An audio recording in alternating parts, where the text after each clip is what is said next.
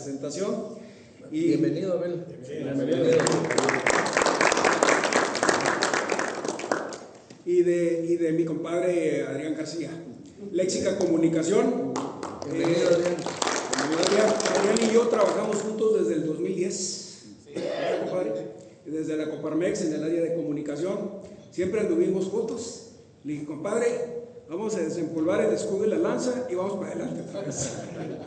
Aquí estamos, con todo gusto, compadre. Gracias. Bueno, pues vamos a hablar de la importancia de la participación ciudadana en Baja California.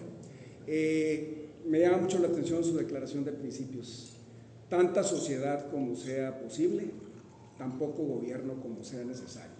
Y precisamente vamos a hablar de eso el día de hoy. Y partimos pues de nuestro querido estado, Baja California, el día de hoy, ¿no? ¿Qué somos?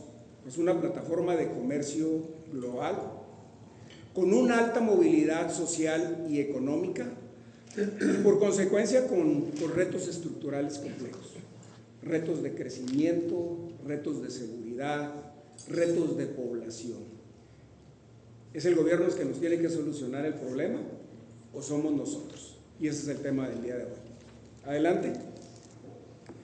De igual manera tenemos la ventaja y la desventaja de tener esta condición fronteriza. Creo que es la que ha dictado nuestra vocación económica históricamente, ¿no? Esa vecindad que tenemos con California, el octavo estado con mayor desarrollo económico a nivel mundial comparado con países internacionales. De igual manera, pues tenemos esa dependencia del comercio binacional, el aspecto de los cruces fronterizos, de la migración, y siempre hemos sido víctimas de las decisiones federales. Estamos a 3,000 kilómetros de la frontera, tenemos gobiernos, independientemente del partido, insensibles a las condiciones de Baja California, que son únicas. Y siempre los organismos empresariales, hay aquí gente de mucha valía, de mucha trayectoria, que no me dejarán mentir, ¿no? Siempre es cómo le demostramos al gobierno federal las necesidades y los retos que tenemos como estado fronterizo. Adelante.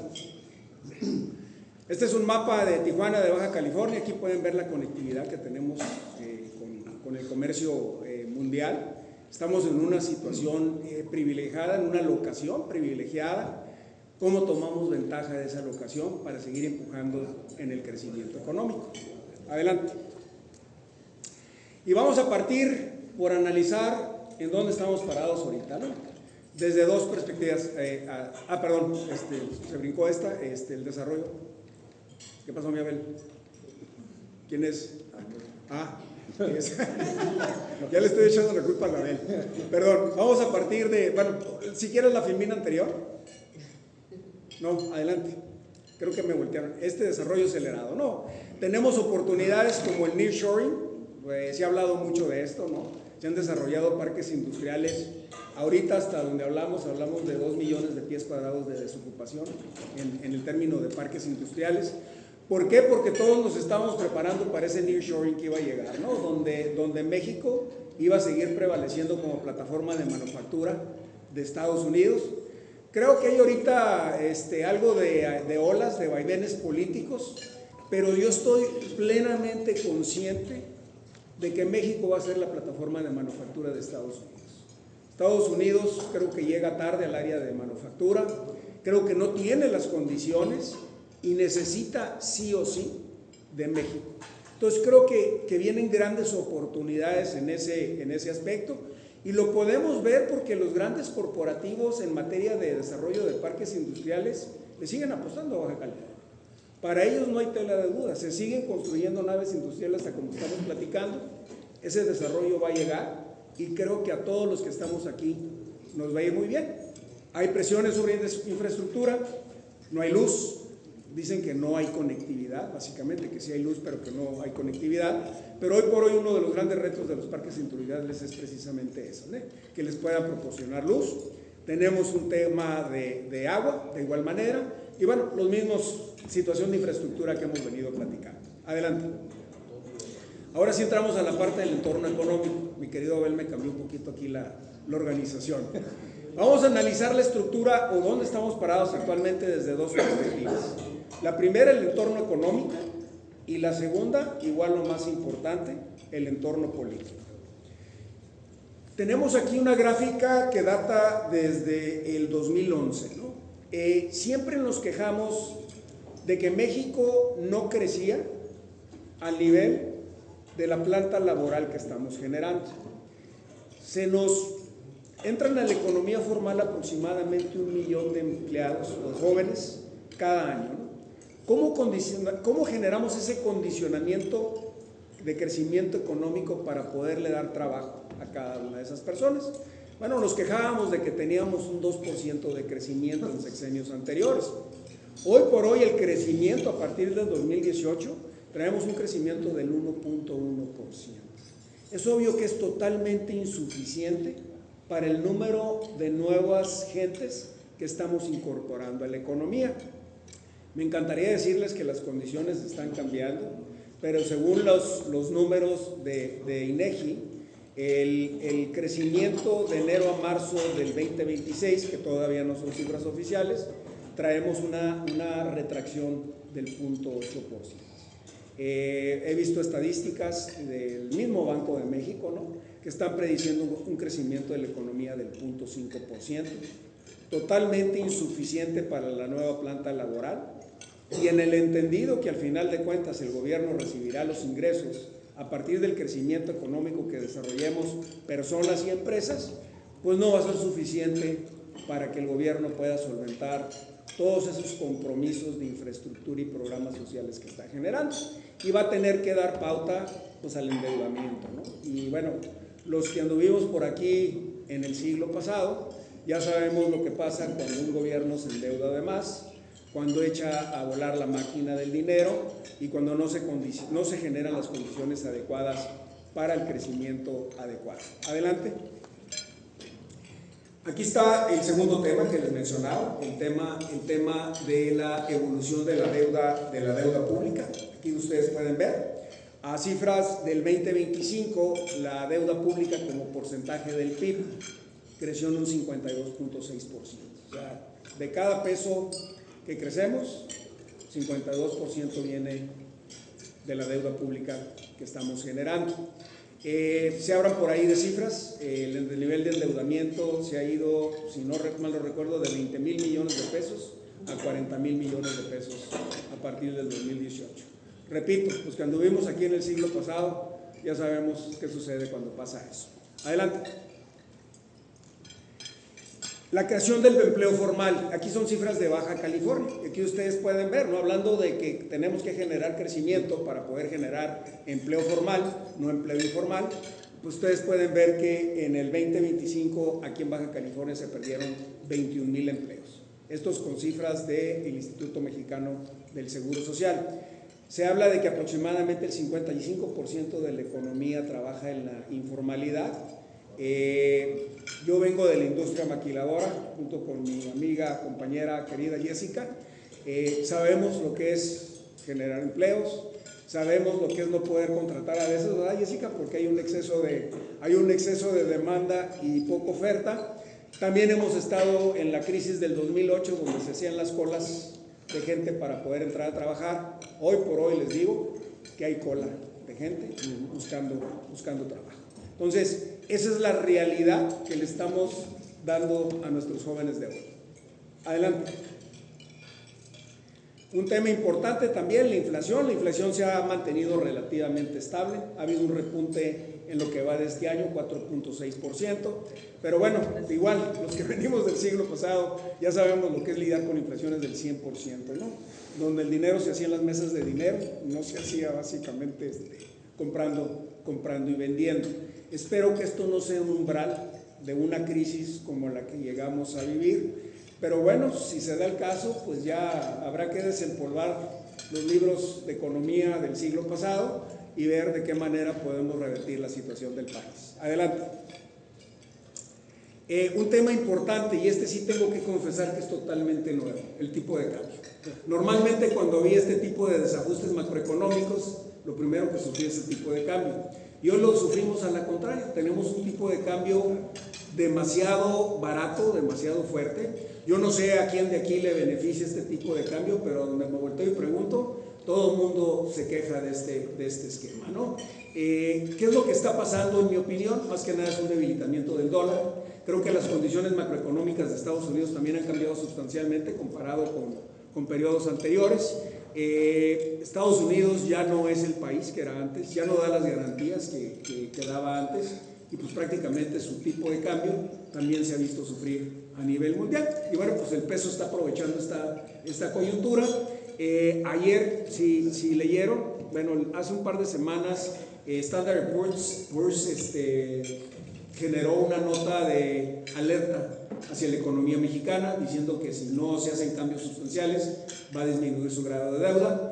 Y ayer Moody's degradó el grado de deuda de México, prácticamente un nivel arriba de lo que es una economía chatarra. Y va relacionado al tema de Pemex, al endeudamiento de Pemex.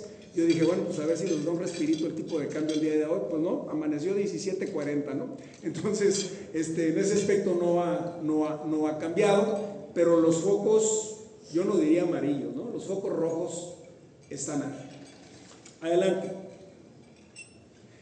Y finalmente otro factor disruptivo, ¿no? Que tiene mucho que ver, yo creo, con esta cola de gente que estamos viendo en las diferentes industrias, es el incremento del salario mínimo. Del 2018 al 2026, el salario mínimo en Baja California se incrementó un 250%. Dijeran ustedes, oye, esto es bueno para la gente. Sí es bueno, tenemos que confesarlo. Desde la Coparmex siempre promovimos mucho este ajuste al salario mínimo. Honestamente creo que ahorita ya se les pasó la mano un poquito. ¿Por qué? Porque no se están generando las condiciones económicas para ofertar empleo. Entonces, están tronando muchas micros, medianas empresas. Tenemos que combinar esto con el incremento en vacaciones, con la jornada laboral que se nos está presentando. Eso la gente lo puede sentir que es muy bueno, ¿no? Pero al final de cuentas, si no hay quien te ofrezca chamba, pues todas esas prestaciones no sirven absolutamente de nada. Entonces, pues este es otro factor también de nota amarilla, diría yo, que está presionando a la economía local. Adelante. Ahora nos vamos a la parte más complicada, ¿no? El entorno político. Ya vemos que el entorno económico es desfavorable. ¿Cómo está el entorno político? Adelante. Bueno, tenemos los primeros tres factores fundamentales. De regreso a los 80s, hay una hegemonía del partido en el poder. Son ellos y ellos solos. No existe pluralidad política, y todos sabemos que cuando no hay pluralidad política, pues nos pasa lo que nos pasa, ¿no? De igual manera, pues aparentemente hay el uso de recursos públicos en campaña. Esto es algo que se ha estado documentando por periodistas, donde básicamente se utilizan principalmente los programas sociales para apostarle al tema de la votación. Y también, de igual manera, por los apoyos del grupo de interés, ¿no? Está el tema de las becas, los programas del bienestar, generan un clientelismo político que, repito, de alguna manera ya hemos vivido aquí en México. Adelante. Eso ha dado pauta a que se han dado reformas constitucionales con una mayoría sobrerepresentada. Ustedes vieron lo que pasó, básicamente Morena pues se apodera prácticamente de la mayoría absoluta en el Congreso de una manera muy ortodoxa, con una sobrerepresentación que da pauta a cambios constitucionales que no deberían de ser. Repito, el uso de los programas sociales como un clientelismo. Lo que está pasando con la erosión del Poder Judicial. Creo que la presidenta Sheinbaum le da la razón a este punto que estoy mencionando ahorita, en el ánimo de que está tratando de empujar la segunda votación para el Poder Judicial hasta el 2028. De alguna manera está reconociendo que en México se ha perdido lo que le llaman la certidumbre jurídica, que parte de la inversión extranjera que no está llegando está dada precisamente por esa pauta. Platicaba con un amigo que está muy metido en la parte del sector energía, y decía que le están haciendo una apuesta, no me recuerdo, de 800 millones de pesos a un programa de energía fotovoltaica en Mexicali. Y decía, bueno, ¿Y quiénes son los inversionistas? Son extranjeros. ¿Y qué garantías están manejando? Estamos pidiendo programas de arbitraje a través de derecho internacional. Creo que es la única manera ahorita que nos da cierta certidumbre jurídica invocar el Tratado de Libre Comercio, suponiendo que repita, pero hoy por hoy invertir en México, pues estamos a nuestra propia cuenta y riesgo, ¿no? Porque sabemos que en un conflicto con el gobierno, pues el Poder Judicial le va a dar razón al gobierno. A la autonomía electoral también se han mermado sustancialmente, digo, no es secreto, el INE y el TRIFE básicamente están armados hoy por hoy con gente muy afín al partido en el poder. Hay un desmantelamiento institucional de los organismos autónomos. El mejor delegado de Prodecon que ha existido en México está sentado aquí en la mesa, el señor Iván Curiel. Ese es el tipo de gente que nos gustaría ver del lado del gobierno. Hoy por hoy afortunadamente está en la iniciativa privada, pero a mí me consta que ese tipo de estructuras institucionales como la Prodecon daban una pauta, una certidumbre, una claridad y una transparencia muy grande a lo que era al empresariado aquí en Baja California. Y hoy por hoy pues desaparece el INAI, desaparece el Coneval, desaparece el Mejoraedu, ¿no? Entonces, en términos de educación, lo que nos está pasando en México es una verdadera tragedia. Todo lo demás lo vamos a transitar y todo lo demás lo vamos a cambiar, pero estamos comprometiendo el futuro de nuestras generaciones que vienen y eso ya no lo vamos a poder cambiar. Vamos a estar siempre una generación atrás de poder necesitar el cambio. Cuando yo estaba en los organismos de seguridad pública, en el Consejo Ciudadano, decía que el mejor programa de prevención al delito que podía existir era la educación. Y hoy por hoy la educación va para atrás. ¿Vieron el reciente conflicto que se generó con el secretario de Educación? Bueno, uno de los temas fundamentales que peleábamos en la Coparmex en el 2010 es que se cumpliera el calendario escolar. Con eso nos dábamos, ¿no? Y el tipo llega y de la bolsa se saca un reporte de 6 semanas en el calendario escolar. ¿Por qué? Pues está haciendo mucho calor y porque vamos a jugar fútbol, ¿no? Bueno, de ese tamaño está la estructura de gobierno, ¿no? Y algo que no podemos dejar pasar y que es extremadamente preocupante, y bueno, no lo digo yo, lo están diciendo los medios, es la injerencia del crimen organizado en los procesos electorales, ¿no? Contra eso no podemos, está muy difícil. No digo, aquí pudiera haber héroes, ¿no? Pero que alguien salga y se la juegue y te secuestran a la familia o te secuestran a ti como candidato, pues es muy difícil revertir todo eso.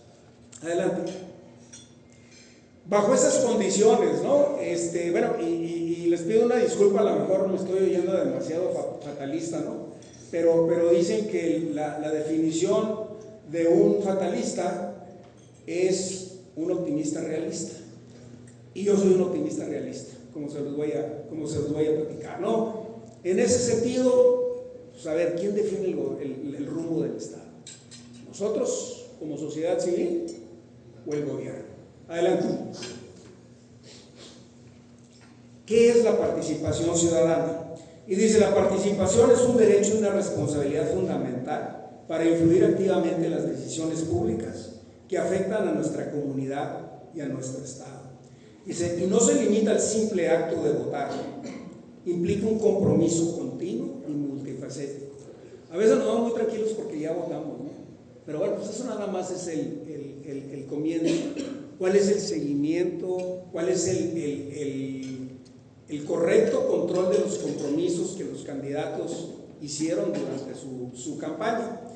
Y bueno, también pues yo escucho que le echan mucho la culpa a los organismos empresariales, que los organismos empresariales están muy callados, y es que los organismos empresariales no hacen eso. No son los únicos, ¿no? Existen organismos empresariales, existen organismos ciudadanos como ustedes. Me llamó mucho la atención hace 3 días en las noticias, escuché que el grupo de Unidos por Tijuana le había presentado una demanda de amparo al alcalde Burgueño por la no correcta utilización del agua gris. Tan sencillo como eso, ¿no? Ya vemos que uno de los retos de infraestructura es el agua. El gobierno municipal, no me consta, pero de acuerdo a Unidos por Tijuana, está utilizando agua limpia para regar. Y dice, padre, pues utiliza agua tratada, ¿no? Y dentro del esquema del agua morada, dicen, pues no les hace caso. ¿No me haces caso? pues ahí te va un amparo, ¿no? ¿Les van a hacer caso o no les van a hacer caso? ¿Les van a dar la razón o no les van a dar razón? No lo sé, pero ya por el solo hecho de pararse y hacer una propuesta, ya se empieza a generar ese cambio, ¿no? Entonces, debemos de subrayar la participación de los organismos ciudadanos y la sociedad civil en general, ¿no? No solo es la obligación de salir a votar, que Baja California sigue siendo uno de los estados más bajos en participación ciudadana, pero la sociedad general, y aquí vamos a ver algunos ejemplos o algunos mecanismos de participación ciudadana. Adelante. Bueno, los principales que conocemos es el voto, ¿no? Que hacemos ahora nada más, ya nos la pusieron más fácil con eso de la reforma electoral, son 2 veces cada 3 años básicamente. Antes los bajacalifornianos votábamos 4 años de 6, ahora votamos 2 nada más fácil salir a votar, no hay que irse a San Diego ese día, o sea, se va, pues primero votas y luego te vas. Y la estructura de los consejos ciudadanos le dan cierta normatividad y cierta estructura para tener la representación que se debe de tener en algunos organismos de participación. Pero existen otros más, ¿no? Y los voy a mencionar muy rápidamente, estos son temas para un abogado constitucionalista, pero está el referéndum, está la iniciativa popular, está el plebiscito, está la consulta ciudadana, las audiencias públicas, la participación en presupuestos, los cabildos abiertos, los foros y mesas de diálogo. ¿Qué quiero decir con esto? Pues que no se vale quejarse nada más, ¿no? O no se vale quejarse en el Facebook, hay que salir a participar. La verdad me da mucho gusto venir a organismos como este, porque ustedes están participando, porque ustedes están promoviendo, porque ustedes están trayendo a gente que tiene o que quiere generar un cambio. Yo les decía, cuando estaba yo en los organismos empresariales o ciudadanos, les decía, salgan y participen, en el Rotario, en el Club de Leones, en los madrugadores, en el Grupo 21, pero salgan y participen. Es la única manera que podemos ejercer un contrapeso contra los gobiernos en turno. Adelante. Y aquí, pues digo, no se trata de revivir viejas glorias, ¿no? Pero sí me gustaría platicarles algunos de los ejemplos que históricamente llegamos a hacer cuando estuvimos en los organismos empresariales, y los voy a correlacionar con algunos de los mecanismos que les acabo de presentar, ¿no? A lo mejor muchos de ustedes no se acuerdan, pero en el 2010, Felipe Calderón como presidente de México no estaba haciendo su chamba en materia de lavado de dinero, de acuerdo a las reglas que dicta el GAFI, Grupo de Acción Financiera Internacional. El Grupo de Acción Financiera Internacional, Iván sabrá más que yo de esto, porque ya se me olvidó, Iván, pero de lo que me acuerdo, básicamente pertenece a la OECD y dicta las reglas que los países miembros de la OECD deben de tener en materia de lavado de dinero. De México exportábamos un tambache de dólares todos los días a través de la frontera en unidades blindadas. Estados Unidos es un país muy peculiar. Cuando viene la crisis del petróleo, allá en los 80s, los países árabes se unen y dicen, pues ahora vamos a regular la oferta, ¿no? Y avientan los precios para arriba. Entonces algunos de los asesores económicos del entonces presidente de los Estados Unidos le dijo, está bien, le dijo, cómpraselas, pero págaselas en dólares. Entonces hay 2 tipos de dólares: los que genera la economía americana, que van relacionados al control de inflación de acuerdo al Banco Central. Ellos regulan las tasas de interés, abren y aprietan la manguera conforme van requiriendo el objetivo de inflación. Y luego están los dólares que imprimen, que los venden a través de deuda, que se quedan fuera del país, que es una deuda trillonaria, ¿no? Por eso les decía que las condiciones macroeconómicas de Estados Unidos, que era nuestro país cielo, pues ya prácticamente no existen. Esos dólares se tienen que quedar afuera, porque si esos dólares llegan y entran de un golpe en la economía americana, se genera un caos como los que hemos vivido aquí en México en el siglo pasado, ¿no? Un exceso de impresión de dólares. Y bueno, pues México está exportando un chorro de dólares, básicamente. Entonces los gringos dijeron, a ver, pues le vamos a bajar la cortina a esto, ¿no? O haces tu chamba o te limito la importación. Y Calderón dijo, sí, bueno, pues que no circulen los dólares, ¿no? Entonces le puso una limitante dijeron el máximo de depósitos en dólares que una persona física o moral puede tener en la combinación de todos los bancos que existen en México eran $7,000. El ticket de venta de ir a pagar al mercado iba a ser de $25. Y había unas limitantes también para los dólares que podías traer como turista. Ya no me acuerdo si eran $500, una cosa como esa. Yo estaba en esos entonces en la Coparmex, estaba en la Coparmex Nacional y en la Comisión de Turismo anuncian este cambio y dicen que el presidente nacional de Coparmex, en eso entonces mi querido amigo Gerardo Gutiérrez Candiani, que luego fue presidente nacional del Consejo Coordinador Empresarial, que ya se había comprometido con Ernesto Cordero. Entonces yo le levanto la mano y le digo, oye, ¿y la frontera? Ah, pues se nos olvidó. ¿Cómo que se les olvidó, no? Entonces dije, no, pues esto, a ver, Baja California, todo lo manejamos en dólares, ¿no? Aquí en mi bolsa del lado izquierdo traigo dólares y en mi bolsa del lado derecho traigo pesos. Y así he circulado toda mi vida. Y aquí los dólares circulan como fueran pesos. Inclusive para los que vivimos en 1972, pues en Tijuana ni siquiera circulaban los pesos, ¿no? Yo me acuerdo de haber ido con mis parientes en Ensenada, no sé ni cómo pagar en pesos. Todo era en dólares, ¿no? El sindicato de la Roja aquí del hipódromo pagaba en dólares, toda la estructura era en dólares. Entonces decía, oye, esto va contra la vocación económica de Baja California. No, pues es que el presidente nacional ya se comprometió. Le dije, pues con todo respeto, dije, pero pues esto es un tema de la frontera y lo vamos a pelear como la frontera. Adelante. Iniciamos, no sé si se acuerdan, una campaña. Colgamos espectaculares a lo largo y a lo ancho, como el que están viendo allá atrás. Ahí en medio estoy yo con el pelo negro, básicamente. Pues iniciamos esa campaña, ¿no? Estuvimos en la Asociación Mexicana de Bancos en México, nos acompañó la Canaco en eso entonces, Mario Escobedo también estaba muy articulado en este proceso. Vino Calderón, eran los tiempos de Tijuana innovadora, ¿no? Entonces cuando llega Calderón aquí, pues se encuentran todos estos espectaculares a lo largo y a lo ancho de la ciudad. Les tengo que confesar que de todas las que les voy a platicar ahorita, fue la única que ganamos. Se nos incrementó el control de dólares.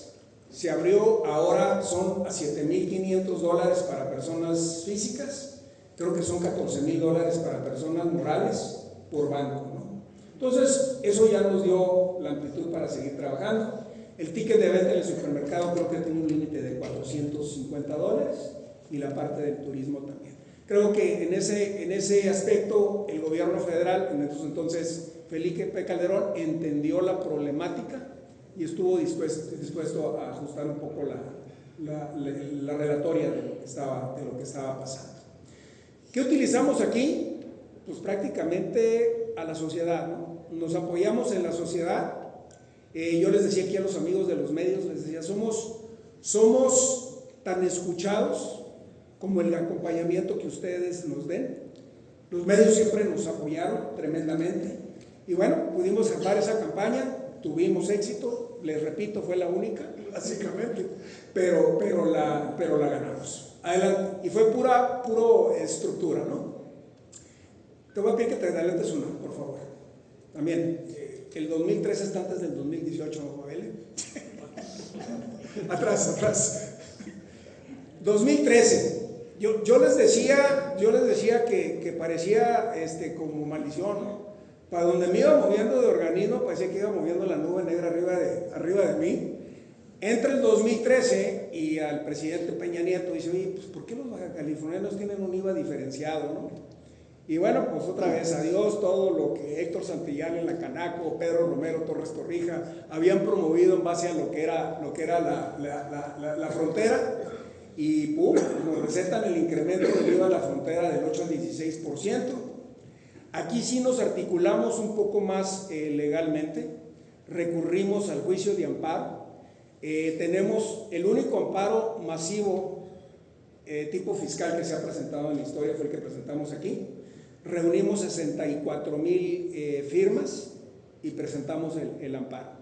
Sabíamos desde el día 1 que era una decisión tomada, ¿no? Que no nos la iban a cambiar, pero dijimos, si no salimos y presentamos un frente, estos nos van a hacer lo que quieran más adelante. Cuando menos que oigan que aquí estamos, que no nos dejamos y que le vamos a dar para adelante. Desafortunadamente no la ganamos, el Poder Judicial se sobreseyó, dijo que en materia fiscal la decisión era del Congreso, que ellos no se podían meter en este tema, nos dieron palo. Paradójicamente el presidente López Obrador viene y bajo condiciones especiales reduce el IVA en la frontera, ¿no? Hoy por hoy ustedes pueden meter una iniciativa y básicamente, el incremento del IVA fue del 10 al 16, teníamos el 10 en aquellos entonces, ahora podemos cobrar el 8% en algunas decisiones, también podemos pagar un ISR reducido, ¿no? con ciertas autorizaciones, eso nos lo cambiaron por el incremento del salario mínimo que les acabo de presentar, pero bueno, nos dio la razón. Presiones, pues de todas, ¿no? Digo, si me voy al control de dólares, pues desde mi presidente nacional de Coparmex, ¿no? Que nos estaba presionando para que bajáramos los espectaculares. En este caso, pues sí hubo ataques del gobierno federal. Por ahí hubo un delegado de gobernación que dijo que si seguía yo atacando, delegado local, si seguía atacando al presidente, que yo nunca ataqué al presidente, nunca mencioné el nombre del presidente, pues que me tendría que ir de Baja California, así, por ahí hay algunas notas, ¿verdad, compadre? Y aguantamos la carrilla, aguantamos la presión. La verdad es que tanto el PRI como el PAN siempre se portaron, nunca hubo más allá de ese tipo de pronunciamientos, algunas campañas negras. Iba llegando Kiko Vega como gobernador en esta, salimos a demostrar una recesión, que en Baja California había entrado en una recesión. Fue también cuando se nos cayó la carretera, ¿se acuerdan de Tijuana a Ensenada? O sea, la tormenta perfecta la tuvimos en ese 2013. Y bueno, pues me llegaba en esos entonces mi ex compañero del CCE, Carlos Bufante, que fue de desarrollo, me decía, es que no queremos que tú estés diciendo que estamos en recesión. Bueno, decía, demuéstrame que no estamos en recesión. Me trajeron unas cifras locas, me trajeron un economista, sé un poquitito de economía, y le dije, estas cifras no están desastralizadas, básicamente. Y me dijo, es que no nos gusta lo que estás haciendo. Le dije, a ver, yo estoy demostrando que las políticas del gobierno federal van en detrimento de Baja California.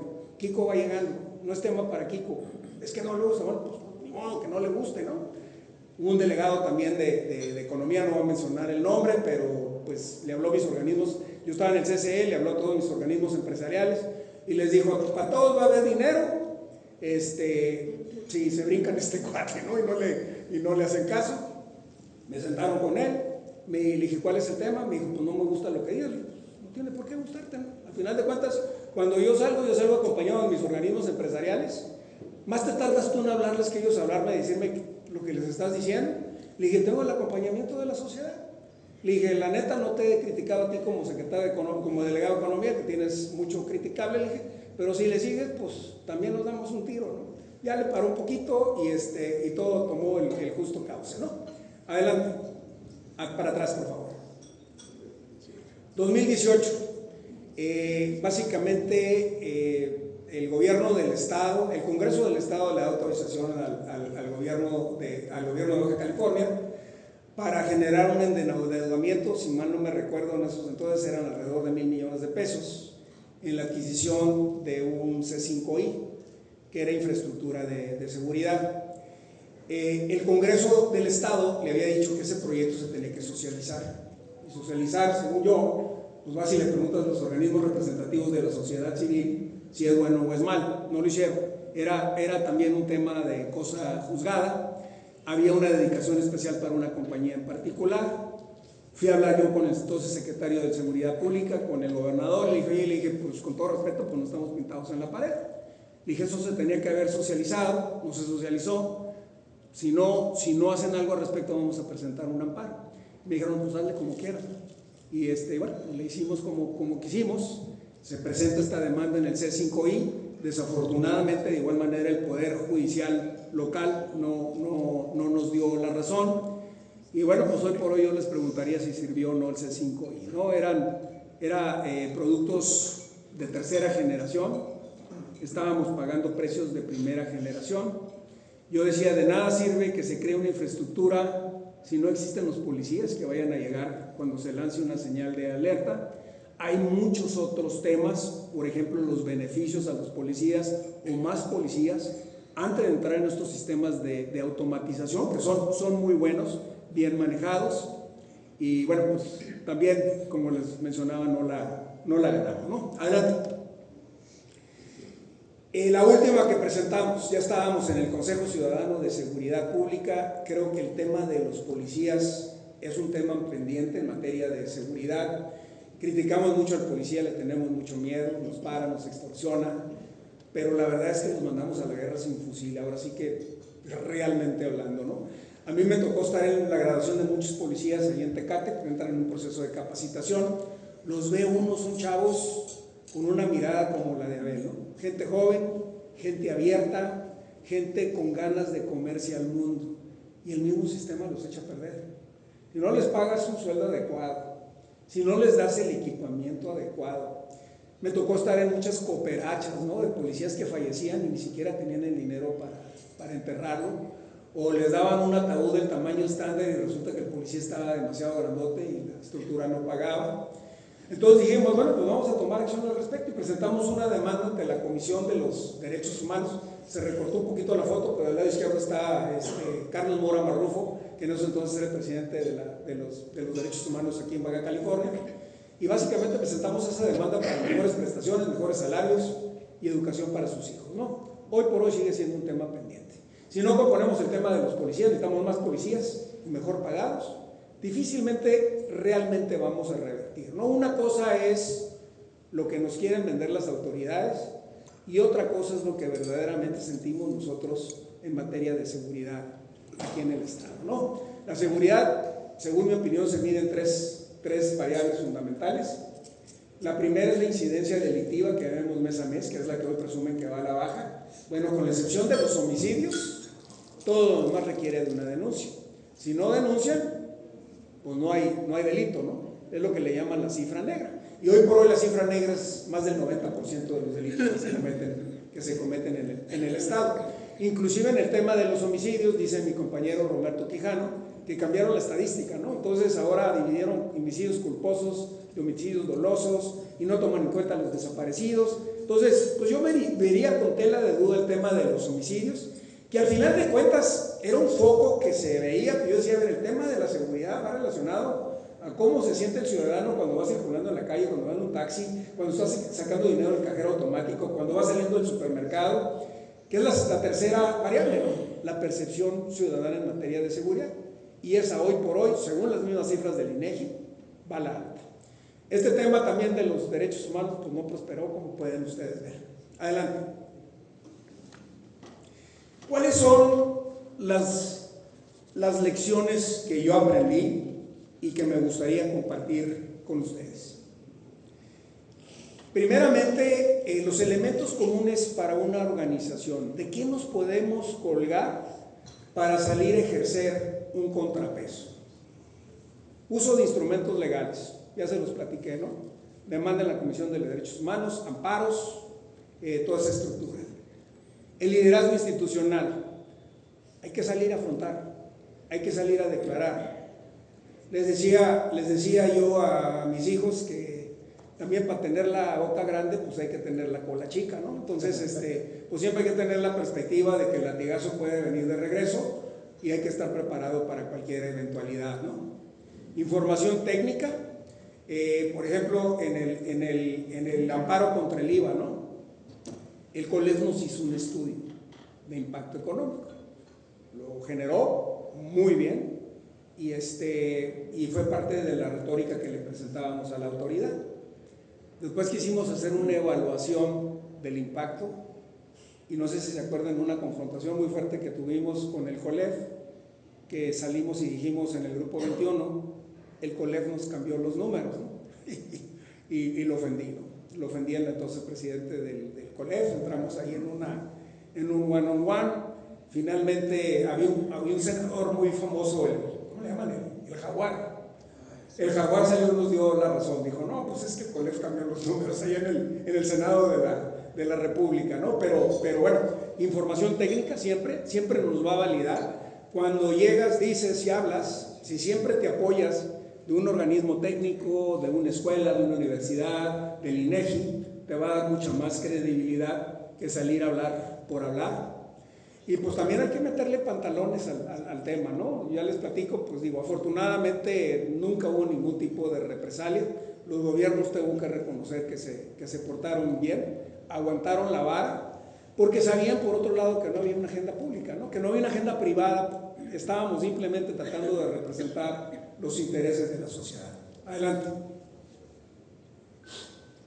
¿Cuáles son los beneficios de la participación ciudadana?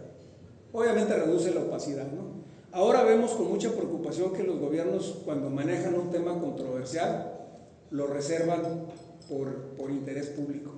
Cualquier cosa ya te la manda la reserva por interés público y ya no existe la transparencia. Eliminaron los organismos autónomos de transparencia de igual manera. Entonces, es que salir, que la sociedad civil salga y establezca iniciativas al respecto, reduce esa opacidad. Protege la competitividad regional. Yo estaba junto con Jessica en Sony en los 80s. En aquellos entonces nos medíamos, ¿no? Nos medíamos en la competitividad de por estado, y les puedo decir que Baja California estaba junto con Nuevo León, con México y con Jalisco en materia de competitividad. Llegó el Bajío y nos pasó por la derecha.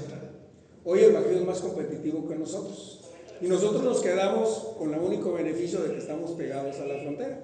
Aquellos cuates llevaron los programas IMEX para allá, pusieron una escuela de tren para reducir el tema logístico. Obviamente les convino que Fox venía de ahí, ¿no? Pero no nos pronunciamos, ¿no? Y esto no es un tema ni siquiera de Morena. Perdimos la competitividad, mucha de la competitividad que teníamos como Baja California, ¿no? Mejora las decisiones públicas, es muy obvio, y genera una estabilidad institucional. Cuando no existe un contrapeso, los gobiernos van a hacer lo que quieren, porque no le tienen que rendir cuentas a nadie. Entonces, esa rendición de cuentas es fundamental. Adelante. Voy a cerrar con dos frases, ¿no? La primera es una que me encontré recientemente de una personalidad a nivel nacional, Edna Jaime de Causa en Común. Vi un tuit de ella, ¿no? Y me lo grabé y aquí les comparto. Dice: podemos normalizar la inseguridad, pero nos hace vivir con miedo. Podemos normalizar la extorsión, pero mata la inversión. Podemos normalizar el bajo crecimiento, pero implica menos oportunidades para los que menos tienen. En 3 líneas, creo que la señora simplifica lo que nos está pasando hoy por hoy. Estamos insensibilizados, estamos normalizados, ya nos acostumbramos. Yo les decía, antes el tema de la seguridad era un tema electoral, que si le cobrabas la factura al candidato en turno, y cuando menos lo hacías que se comprometiera a establecer políticas públicas. Hoy en seguridad ya no es un tema electoral. No pudo el PAN, no pudo el PRI, no ha podido Morena, y ya nos acostumbramos. Y para ellos ya no es un motivo de preocupación, ni siquiera es un motivo de promesas electorales. Adelante. Mi última filmina, básicamente, pues es una invitación a ustedes. ¿Seremos espectadores o protagonistas del futuro de Baja California? Y también hay una frase de un señor que se llamó William Arthur Hart, que me encanta, dice: el pesimista se queja del viento, el optimista espera que cambie y el realista ajusta las velas. Creo que si nos ponemos de optimistas y esperamos que el cambio llegue, pues difícilmente va a llegar. Si somos optimistas, si nos quejamos del viento, pues tampoco, no va a pasar nada. Finalmente, pues hay que ajustar las velas, ¿no? Es tiempos de sopilotes, como decía por ahí un político. Hay que ajustar esas velas, hay que generarnos una dosis de realismo y hay que seguirle abonando al futuro de Baja California. Creo que tenemos un gran estado, creo que tenemos un gran futuro. Hay que hacerlo, hay que hacer lo que pase. La perspectiva es del entorno político, del entorno económico, y tenemos que apostar para que eso pase. Muchas gracias.